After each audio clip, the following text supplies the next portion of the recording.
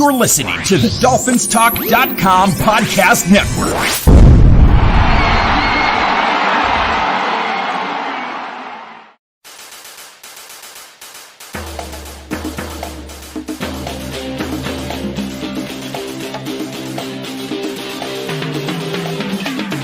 You're listening to DolphinsTalk.com daily, the most listened to daily Miami Dolphins podcast on the internet. Come on, Dolphins fans. Time to fins up.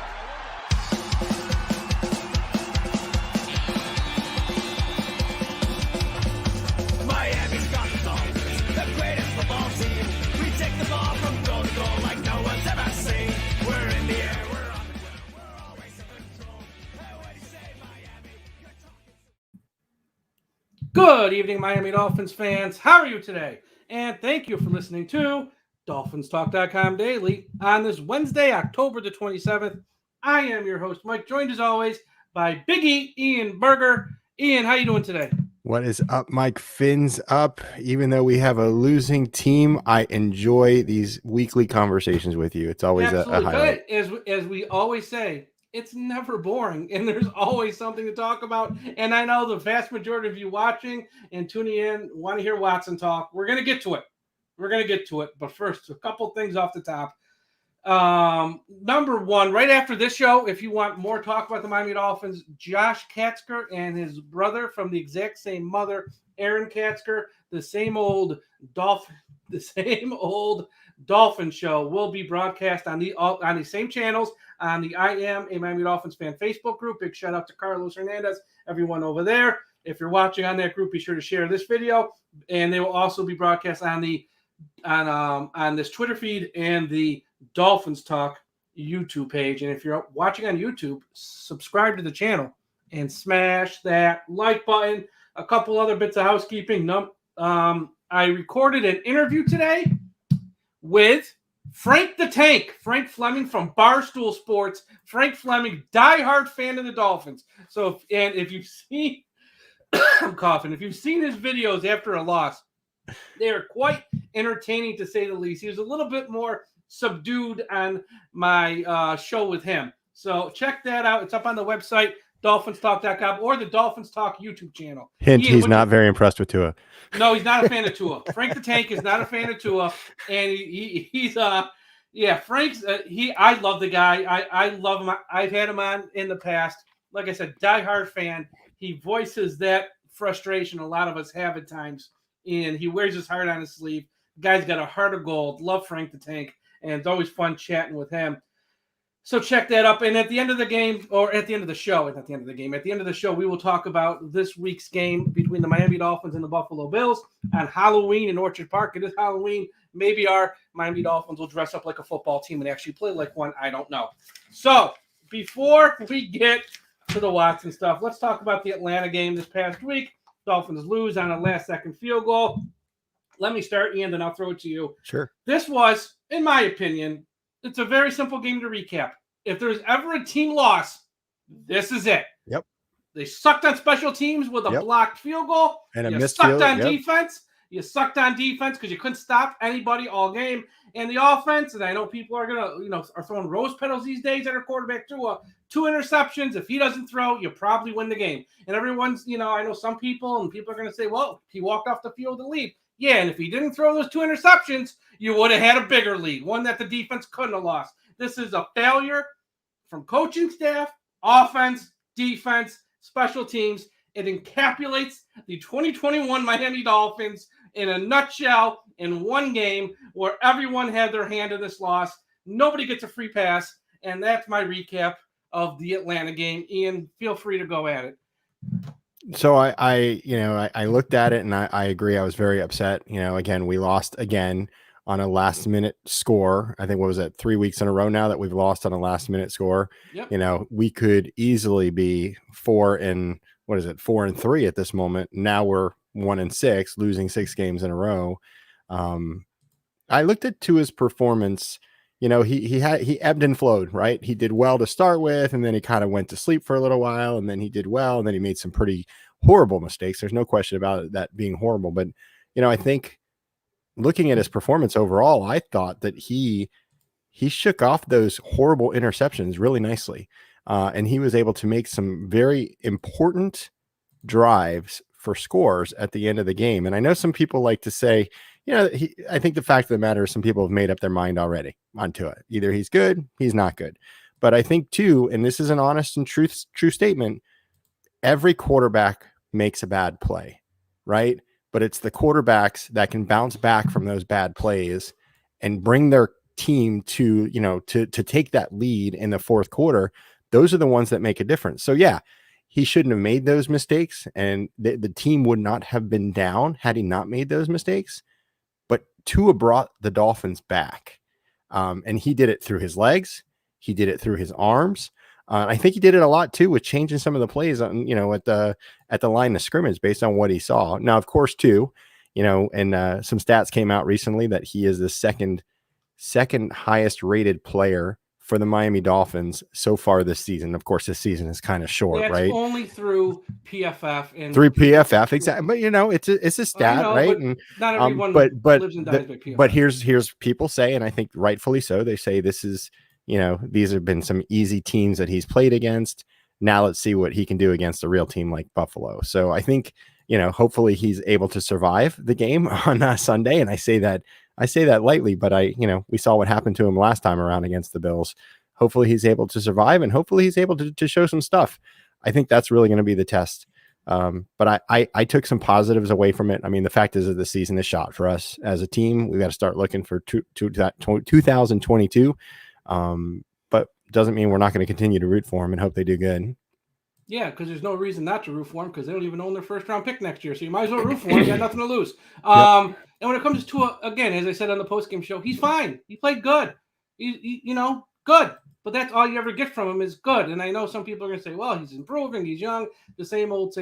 But, when you're playing, I'm sorry, against Jacksonville's and Atlanta's of the world, you need your quarterback to sort of put the team on his back every now and then and lead you to a win. And I know people are going to say, but he walked off the field. The two interceptions he had were back-breaking interceptions. One was right. No, they weren't. They weren't back-breaking. They were back. He brought the team back. Back-breaking would mean that he lost the game. They were back. He handed Atlanta points. So did Matt Ryan. Matt Ryan won the game. Matt Ryan handed them points. Matt Ryan won the game. But Matt Ryan handed him points as well. Remember that fumble when he was running around? Turn it over in the end zone. You can't turn it over and let Atlanta run it back to the 10 or 15, wherever they ran it back to. Those are, it's not even about Tua anymore. Which we're going to talk about here in a second. Tua was fine in the game, but to say he gets a free pass, that he wasn't the reason. Or not part of the. He was part of the. You started off by saying it. It was everybody's reason. But those are back-breaking interceptions. You can't. No, back-breaking would mean that he lost them that game. The entire team lost him that game. The entire team lost. He's a quarterback. He played a big part. Whatever. The entire team lost in that game. They're 1-6. They lost. Yes. And he's probably whatever. Austin Jackson had another miserable day. Why he's out there? It's still. It sounds like a broken record when you say it. It's baffling to me how they still justify putting this guy out there week in and week out. I mean, the second interception, Tua should ate it. That's on him. But still, Austin Jackson didn't make his life any easier. And I don't know how much more we have to freaking watch this guy play to realize he can't play tackle and he can't play guard. And once again, I don't want to hear excuses. It's only his second year. He can't play, folks. If you watch these games, he can't play. And I made a joke after the game, which is, I still stand by. The saddest day in a child's life is when he learns Santa Claus is not real. The real saddest day in a child's life is when he learns Austin Jackson is, because he stinks. And I know you mentioned that, and I agree with you, Mike. And I'm ready to see him get benched and see one of these backup guys come in. Anybody can't be worse. Anybody's got to be better. Worse. Yeah, anybody cannot be worse. But overall, and also Malcolm Brown in the game, he's on injured reserve. And the Dolphins signed Duke Johnson to the practice squad. And this week they're going to call up either Johnson, Patrick Laird, or Jared Dokes. And we'll see who they call up on Saturday. They'll probably make the announcement on Saturday. It's usually when they make the announcement. So we'll see who gets called up for that game. You know who I'm rooting for, right? I know you're rooting for. I know. But, and look, he might get called up. With this staff, I am done trying to predict what they do and what their mindset is. They signed Duke Johnson, and they could just say, oh, well, Duke Johnson, you've only been here 3 days. We're going to bring you in. That would make no sense. To me, the most logical pick for me would be Patrick Laird in that, pass blocking is an issue, especially against the Bills. And you just lost your best pass blocking running back. I want to bring in a guy who's actually played in a few games before, who knows how to pass block. That would be what I would do, but that doesn't mean that's what they're going to do. They'll probably go with the rookie who'll probably give up a sack and probably get a quarterback hurt again, but we'll see what they do. Oh, I hope not, man. But that's the logic there. Guess we got to talk about Watson, or should we do Manscaped first? We're only 10 minutes. I love Manscaped, man. We're 10 minutes in the show. I love it. Okay. Manscaped. Oh my God. It's a bloodbath in here. There's got to be a better way to get my dagger clean and shiny safely. This is what I used to deal with when I cut myself shaving before I knew about Manscaped. Thank you, Manscaped, for keeping my dagger slick and ready for wherever the night takes me. Manscaped is trusted by over 2 million men worldwide. So join the movement and go to manscaped.com. Use the promo code DolphinsTalk and save 20% off your order and get free shipping. Spooky season is here, and Manscaped is here to get you set, starting with the Lawnmower 4.0. The fourth generation trimmer also features cutting-edge ceramic blade to reduce grooming accidents thanks to their advanced skin-safe technology. Also included is the Weed Whacker. The nose and ear hair trimmer is here to whack your weeds and any goblins that come your way. Both the Lawnmower and Weed Whacker are waterproof. Speaking to your best friends, don't forget to give your testes besties the love they desire with Manscaped's liquid formulation. First is the Crop Preserver Ball Deodorant. You put deodorant under your armpits. Why not put deodorant on your balls? Everyone, go to manscaped.com. Use the promo code DolphinsTalk. Save 20% in your order and get free shipping. Manscaped is the place for you. We should just do an episode of Manscaped commercials because those are so I got 3 more reads for the holidays that we will be breaking out in November and December that are absolutely priceless. Awesome. So stay tuned, folks. We got more for after Halloween. BetUS had a 5-1 weekend this week. If you watched our Dolphins Talk Gambling Corner, 5-1, and someone actually sent me a copy of the slip. They actually listened to my advice and made some money. So congratulations to that person.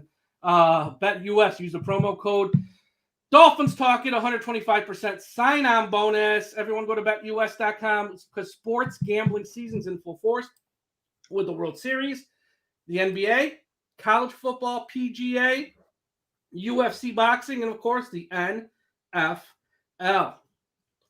You need the sports book with integrity and longevity like BetUS. You may already know this, but BetUS have been the pioneers in the sportsbook industry for almost 3 decades, thriving and paying their loyal customer base. That is betus.com, and they have loads of bonuses. Join now or call 800-69-BET-US. That's 800-MY-BET-US. You receive 125% sign-up bonus by using the promo code DolphinsTalk. They have re-up and referral bonuses also. BetUS is known as America's favorite sportsbook for a lot of reasons. Follow my lead and get your phone, online, social, and sports betting partner with integrity and longevity like I did. BetUS. You bet, you win, you get paid. BetUS. So, what do you want to talk about next, Mike? Mike? Jump into the Watson stuff. Oh, we got to talk about I know we're not going to see eye on this either, so I'll let you we go are not. first. Take all the time you want because I'm going to take a boatload of it. So just go. All right. I won't even cut you off. I'm gonna put myself on mute so I don't cut you off. That's what I'm going to do. No, you go first. I want you to go. Oh, you want me to go first? I want you to go because I'm just going to probably tear everything down and burn this to the ground. I've been seeing a lot of social media posts about how the team, the Miami Dolphins, have done a horrible, horrible job with all the news that has come out with Deshaun Watson. But I'm going to remind you of something we talked about 9 months ago when all this stuff started happening. All this news and all these rumors came from Deshaun Watson. All these news and all this rumor came from the media. And I thought to myself today, as the media was hammering Tua with questions during the press conference, this has all been driven by the media. This has all been driven by the media. They keep posting stories, regurgitating the exact same information. So when, a media post comes out, that's what riles up the fan base. Nothing, absolutely nothing has come from the Miami Dolphins. If anything, they've shot it down. Not shot it down per se, but you've had Coach Flores on more than 5 occasions come out and say, Tua Tagovailoa is our starting quarterback. Even Tua today, when he was asked, how do you feel about this? I'm very confident I'm the starting quarterback for this team. What do you think about the upcoming free agency deadline? I didn't even know what day that was. I don't even know what day the free agency deadline is. Yes, he probably knows that all this stuff is going out there in the news, in the social media. But what Coach Flores does behind closed doors is not going to be known by anyone, any fan, anyone in the public, especially not the media, because the media is the only ones that is continuing this story, have been continuing this story since January. So I thought to myself, let's take the media out of it. Let's pretend that never happened, right? Then we'd be going on with our normal day, normal press conferences. And if something were to happen, something would happen. My opinion, and you know this, and I've stuck with it all along, I want to stick with Tua. I say, let's spend some of these draft picks that they're supposedly talking about trading away for Deshaun Watson. Let's find some offensive linemen. Let's find a running back. If you need to trade for it, let's trade for it. Or if we need to use those draft picks next year or the year after that, let's use those draft picks for the needs. But I think this kid has, he's got something. I think he deserves the opportunity to play and to win with this team. I've seen enough to see that he can definitely win. And I know a lot of other Dolphins fans have as well. So I know that probably wasn't as passionate as you thought it was going to be, but I'm this whole frenzy that's going on right now is because the media has stirred this pot and has continued to stir it over and over again. And it's all coming out of Houston, and it's all coming out of Deshaun Watson. It's all coming out of Deshaun Watson's agent. So, all right, I'm going to shut up now. Okay. I'm off mute. Okay. I'm putting myself on mute. Okay. This is great. It's like point, counterpoint, everyone's on mute. I love this. It's like the debate when they had to turn off the mics on Trump. This is great. Here's the deal. I couldn't disagree more. This has nothing to do with the media. Today we saw the Carolina Panthers shut down this rumor. Their owner goes out, we're not trading for Deshaun Watson. Case closed, story over. The Dolphins would have done that once. Between February and today, they would not be in this mess. This is not the media's fault. To blame the media, I just think, is just, I don't want to be, it's not, okay? I don't care you can't leak a story like this. There's no leak of a story because the story's true. The Dolphins want Watson, period, end of story. They want him. If they didn't, they do what the Carolina Panthers did today, or what Mike Tomlin did yesterday when he was asked about USC. He goes, never say never. Guess what? Never. Don't insult me with these questions. It's not happening. That's how you shoot down rumors. And right now, the Miami Dolphins fan base is pissed off, and they have every right to be pissed off. They're pissed off because they see their starting quarterback that they like, Tua Tagovailoa, getting dragged through the mud and treated like crap by their own organization. They're pissed off because they see their owner, general manager, and head coach screw this up royally for 9 months, which has led us here to today. And they're pissed off because they're 1-6 on the year. I'm a fan of the Dolphins, and I'm pissed off. And I'm not even. I've always said I'm okay either way. Now, yes, the off the field stuff does kind of change things. If they want to ride it out with Tua, I'm good with that. If they want to trade for Watson, I'm good with that too.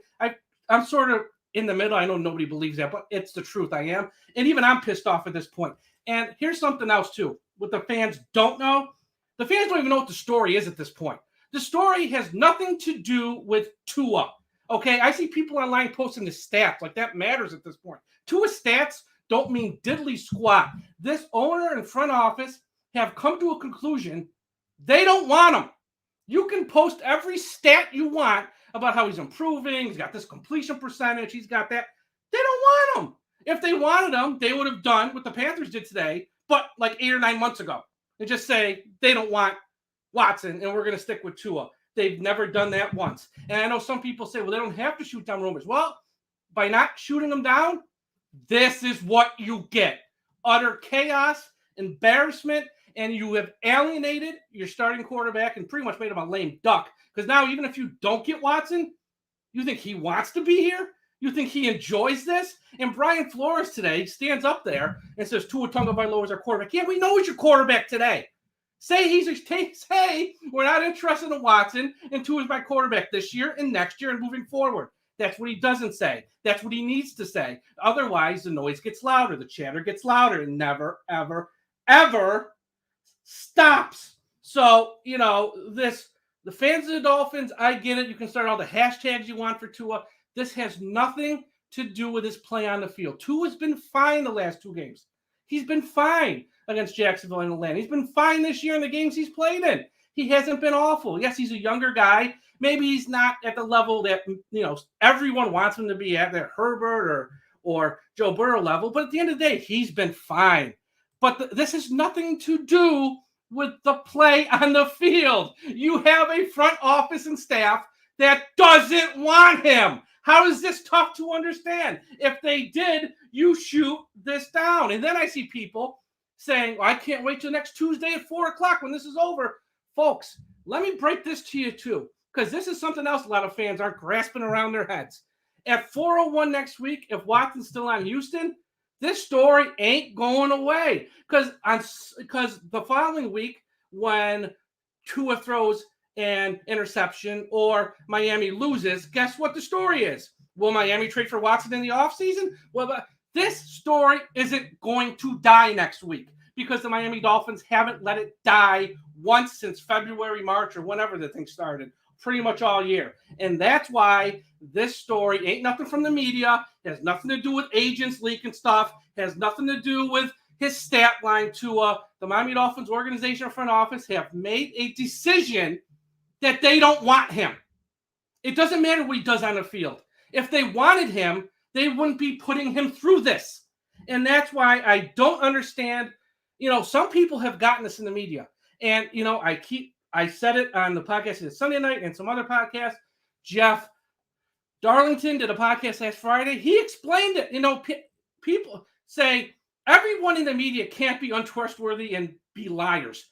Jeff Darlington's as respected as they come. He said, from people I talked to, Brian Flores and Tua have an unhealthy marriage. It's an unhealthy relationship. It's just unhealthy. Now, is Jeff Darlington now a liar? Is John McClain a liar? Who's not a liar at this point? Because every time a reporter puts something out, they just get, castrated as a liar. And who's left? I mean, at some point, everyone has been just castrated as their liar, fake news, making up. They don't know nothing. And at some point, folks, like I said, the reason the Dolphins don't shoot this down is because they want him. Okay, let that sink in. They want Watson. You might not want him. I might not want him. We might not agree with parting with the picks, but our voice does not matter at all. The voice that matters is Chris Greer, Brian Flores, and Stephen Ross, and they want him. So all this stuff is just noise, and it's all because of the Dolphins. They have, and I shouted on this podcast since the story first broke, shoot down the rumor. I even told them to lie. Even if you do want them, say you don't, so you don't get to this point right now. And we're here. And that's what it is. And I don't know if they trade for him. Maybe the Dolphins have cold feet. They get to the altar right at November 2nd and change their mind. I don't know. But what I do know is they want him. And if they don't get him now, they're gonna keep trying because they don't trust the quarterback that they drafted at number 5. And this is why the Dolphins right now, on a 1-6 season with a head coach who is just mismanaged the entire season, every which way, from the roster to his staff to in-game decisions. This is why this team and this franchise, it looks like a joke. And some fans are even saying, if they trade for Watson, I'm not rooting for him anymore. I'm giving you a 2-minute time limit. I'm not saying, that's fine. I'm not saying I'm that guy, but I get it why fans are ready to go. And, that's why we're here. They brought this on themselves. End of story. And know what the story is. Nobody cares about touchdown, the interception ratio. Nobody cares about completion percentage. It has nothing to do with that. It has something to do with the front office that just isn't in love with the guy. That's it. And that's the story. And I know some people don't want to believe it, but that's the story. And we'll see if they trade for him or not. But either way, Tua ain't going to want to be here next year with these guys if they're still around, especially. You good? I'm done. That's it. So let me ask you this question, Mike. I'm not calling the media guys liars because I think the information is definitely getting out. But where's the information coming from? Where do you Who think? cares? It's true. I'm just curious. But it's true. I don't care where it Okay. comes from if it's true. Who cares? It's true. Where is it coming from? Tell me.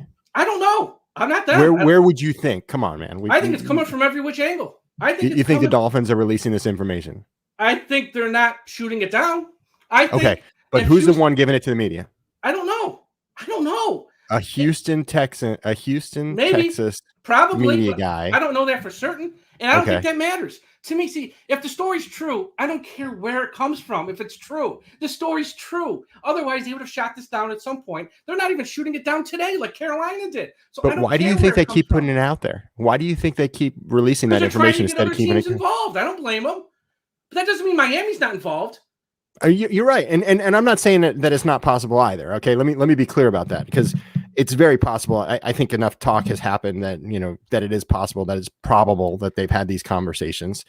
But I think we've seen 3 times over the last 3 weeks where there's been a hype, there's been a Twitter post, there's been a newspaper post that has come out and basically the same exact information that we've heard throughout this entire year.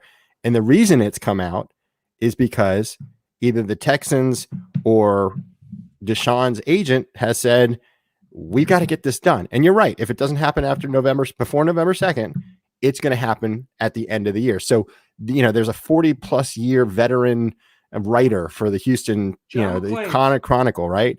He's very respected. Did he get this information? Absolutely. I don't think he's making up anything. That's not, I don't think what a lot of people are saying, but the person that gave it to him on purpose so that he could share it. And it would be wrong for him not to share it. But if it's not false information, I don't care. It's not false. It's clear. Houston and Miami are talking. Everyone said it, from Charles Robinson at Yahoo, who then you got John McClain, Jeff Darlington, and all these other reporters. I put the links up on our site. Everyone goes, why do you put those links up? Why? Because that's news. And everybody's confirming everyone else's stories. Jeff Darlington on that podcast I put up last week says Charles Robinson was absolutely, raked over the coals in September. He was right. Jeff Darlington backed up the story. He was 100% right. I was told the same thing. All these guys, it doesn't matter who's leaking the story if it's true. It's like, that's what I don't get. Who cares? It's true. Miami's talking to Houston about this trade. Sure. Yeah. But that's I all think that matters. The issue ultimately becomes, these 23 or 22 allegations, right? They're not charges, they're allegations. And I'll be honest with you. I feel that if those allegations cannot be cleared up, as far as the women saying we made up these stories, I'm going to have a hard time if Deshaun Watson is a quarterback of our team. That's a whole different conversation. And I know that a poll came out, and I think, a couple polls through different newspapers. Do you want to keep, would you rather have Tua? Would you rather have Watson? Because here's the other thing, I absolutely want wins for my team, and I'm never going to stop rooting for the Miami Dolphins. Let me be very clear about that. I'm a diehard. I will die as a Miami Dolphins fan, but this guy, and I have 2 teenage daughters at home right now.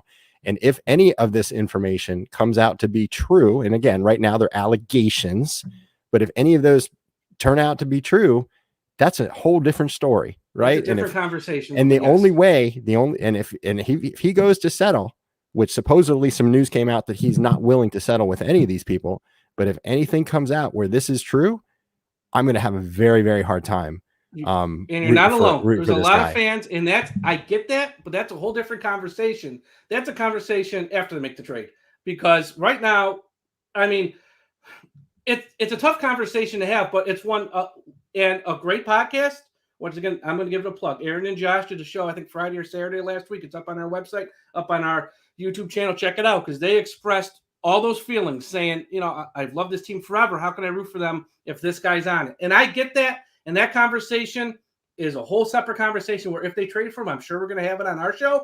But right now, that's not what any of this is. This right here is about what they might do between now and Tuesday. And I don't know. And I think fans, have to understand this has nothing to do with stats and numbers and play on the field. Nothing to do with that. That's number one. And number two, this has to do with the mismanagement of the organization, and either shooting this down, but they're not shooting it down because, like I said, they want the guy. So And if they don't get the guy, don't, toss your arms up in the air and start to dance. It's over. And it's not over, folks. If he's still on Houston, November 2nd at 4:01 p.m. Eastern time, the story ain't over. It just changes. It's changed a lot. It changed to where were they going to trade him at the draft? Nope. Nobody wanted to take that kind of risk. Everything was still new. Were they going to trade him prior to week 1? Nope. People didn't really have a rush to. We felt they had to November 2nd. Now it's November 2nd. That's the next deadline. There's somebody going to trade for him now at the deadline. You might be able to get him at a good price. If things get cleared up, the price is going to go up. Obviously, if he gets tossed in jail or something, then you ain't got nothing to talk about anymore. So November 2nd is the next date. Now, after November 2nd, if he's still on Houston, this story's not going away because you have a front office who's given their starting quarterback zero support. And I'm not talking about, coordinators and players. I mean zero support and endorsement that we want to keep this guy long term. So that's Mike, can I just add something? Yeah. You and I, we don't usually get this heated on our podcast, but I want to let you know that you're still my buddy, even if we have a disagreement. We always. And it's amazing that we could do this on podcasts, but sometimes on social media. Sometimes on social media. Oh, I've had somebody 5 minutes before I started recording. I told you, call me like a moron and I'm too negative. I go, we're 1-6. What do you want me to do? Lie to you and tell you we're 6-1 and everything's great? We're 1-6. I'm going to talk about stuff that's bad. Yeah, and this is what it is. We don't have to agree. And once again, when people get confused, they hear me take the stance I took. I am not endorsing a trade for Watson. I am not. I'm saying what's really happening in front of our eyes and some fans aren't seeing. That's what I'm saying. That this has nothing to do with on-the-field play. Because if it did, that was a funny one. Because if it did have to do with on-the-field play, then after the past 2 games, you'd say this kid's worth investing more in. I'm not ready to, move on from him because, like I said, he's played good. Maybe he hasn't played as good as I wanted him to play, but he still played good. Nobody's saying otherwise. See, that's the thing with social media. It's like each extreme. Someone's either the greatest ever or they suck. And that's usually not real life. As we always say, truth is in the middle, right? That's right. Truth That's is in the absolutely middle. right, man. And we can disagree on this stuff. It doesn't mean I don't like Ian anymore. Christ, that's what makes us. This is what makes us a very good, makes us a good real partnership. Podcast. I'm not going to lie to you and blow smoke up your ass and tell you what you want to hear. That's why when people on Twitter go, "I'm going to unfollow you," good. Like I give a shit if you're going to follow me on Twitter. Like I'm 44 years old. You think I'm staying up at night worrying about how many people follow me on Twitter? Grow up, folks. Seriously, I got real problems in my life. And you got a lot of followers, though, Mike. I do, and because you know why? I don't lie to people. Yeah. Well, I might not be right all the time. Nobody is. But I'm not lying to people. This is how I feel. And here's something else I'm going to say. It's going to ruffle some feathers. And Chris Greer, this is to you. Grow a set of balls and stand in front of a microphone and answer some questions right now. Your team's 1-6. You built this team. Answer some questions. That has nothing to do with Watson. Nothing. You built this 1-6 team. You told us you're going to make all these trades, get these draft picks, and turn this thing around. You're 1-6. Answer a damn question from the media. Don't be hiding from the media. Because that's bull crap right there if there ever was one. If there's you ever said bull a week, crap. I'm impressed. You saved you're good. I'm trying to be family friendly. We're G-rated, right? We're like PG-13 tonight. I'm trying. Because if there's ever a week to hold a press conference and stand up and answer some questions, this past week would have been it. But if you want to wait till after November 2nd, that's fine too. But answer some questions. I'm serious. I mean, this is a joke that this guy won't talk to the media. Did you see the message? Yeah, I know. That's so funny. That's and that's got nothing to do with Watson. Absolutely nothing to do with Watson. Answer some damn questions. And Steven's my neighbor, by the way. I wouldn't be surprised by him knocking on the door here soon. Yeah, he's right down the road from me. So we got a Bills game this week. Do you want to spend time talking about the Bills game? Let's wrap up the show. So really actually, one thing I do want to talk about, Mike. Yeah. And I'm so proud to actually say the fan of the year for 2021 has been announced. And for those of you that don't know, Mark Angelo was the nomination for the Miami Dolphins this year. So I was the first, and Mark Angelo is the second ever fan of the year. He is an incredible person. He actually lives in Northern California. And he's brought a lot of Dolphins fans together in North California, but also he sets up Fan Weekend every year at Hard Rock Stadium. And he's been doing this, I want to say, for 10 or 15 years. And he brings fans from all over the country, from all over the world to Hard Rock Stadium. And they usually take a nice, huge photograph at the end. And you're talking about like hundreds, if not over 1,000 people. But the guy is just so awesome. And he raises a lot of money for Dolphins cancer challenge cancer, excuse me. And he's been part of that for years since it started. So I'm really proud of him. He actually called me after he had the conversation with Travis Wingfield before it was made public. And I just was so honored for him to reach out to me. And he just said, you know, I'm excited. He's like, I'm going to have to ask you some questions. And I said, listen, enjoy yourself. You know, this is a great opportunity. One of the differences between this year's nominations and last year's is that every single nomination from all 32 teams gets a trip to the Super Bowl. Last year, it was only the top 3 that got to go to the Super Bowl, but this year, so he is absolutely going to the Super Bowl this year. He absolutely gets to go to the NFL Honors Show. That is, I think, also going to be taking place up in California. I want to say it is this year, or Los Angeles, maybe. I think, yeah. But anyway, love the guy, love what he does for fans, and couldn't be happier and prouder of him to be the fan of the year. So and I'm sure there'll be more. A chance to chat like you did to the head of NFL officials, which I think this year is actually Walt Anderson's no longer Al Riveron. Tell him I would love to be able to ask a question on his behalf, so Absolutely. I can ask him that. That's the only part of this thing I ever want. But yeah, congratulations to Mark, and we'll have him on the show here in the next few Absolutely. weeks. No question. Congratulations to him there. Dolphins-Bills, look, I don't expect him to win. I mean, yeah, it would be great if they did. If they gave us a trick and actually won a game this week on Halloween, how do you like that? Trick or treat. I like that. Look, we all hate the Bills, period. End of story. We all hate the Bills, but, you know, they're just a much better team right now, and we'll see what the Dolphins do.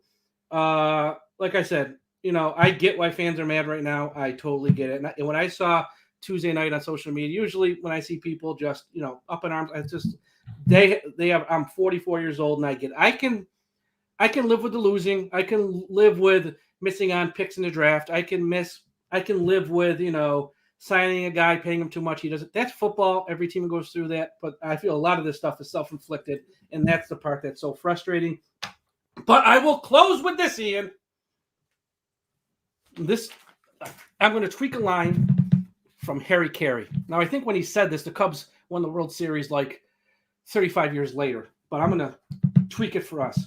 As sure as God made green apples, someday the Miami Dolphins are going to be in the Super Bowl. And it might be sooner than we think. I don't know if I really believe that. I think Harry Carey said that like I think Harry Carey said that like in 80 or like 90, and the Cubs won like 2017, 2018. So it took, and he was dead.